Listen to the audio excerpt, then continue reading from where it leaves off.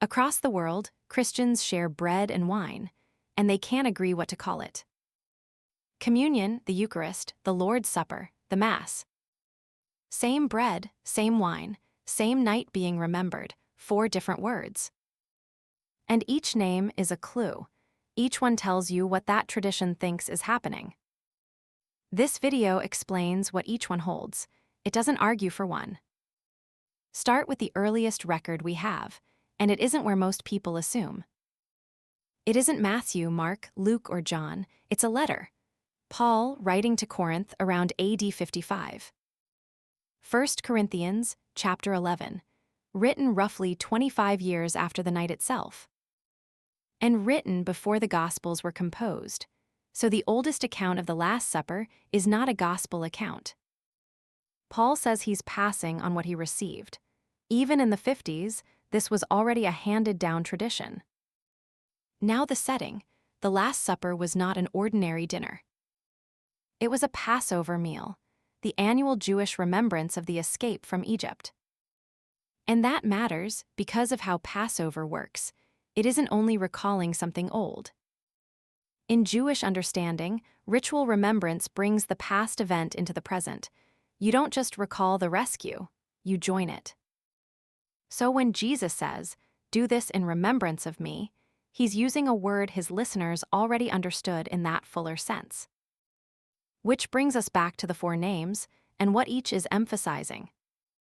Eucharist comes from the Greek Eucharistia, thanksgiving, the same root as the word for grace. Communion comes from koinonia, sharing, fellowship, having something in common. The emphasis is on the people. The Lord's Supper is the plainest. It names the meal and the night, common in Protestant churches. And Mass comes from the Latin dismissal at the end of the service. The word for going out became the name for the whole thing. 4 names: thanksgiving, fellowship, the meal itself, and being sent out.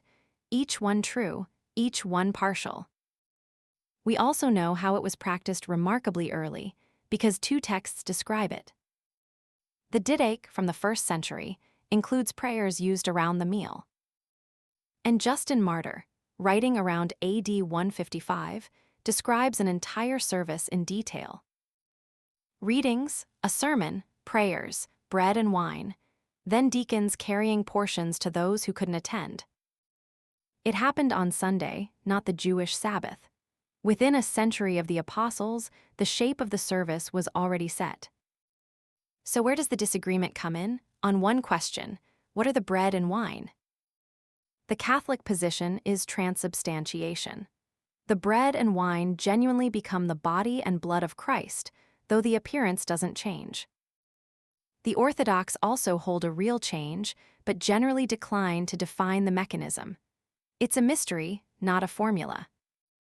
Lutherans hold that Christ is genuinely present in and with the bread and wine, without the elements ceasing to be bread and wine.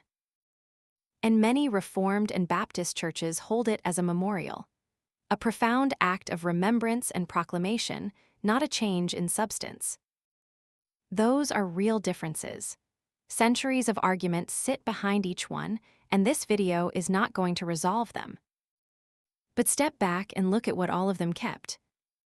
Every one of these traditions kept the meal. Through every schism, every reformation, every argument. They kept the bread, they kept the cup, they kept the words about remembrance. Churches that agree on almost nothing else still do this, on the same day of the week, using words written down in the 50s. So the argument is about what the meal is, not about whether to keep it. Nobody ever proposed dropping it. 2,000 years, and the most divided religion on earth still sits down to the same supper.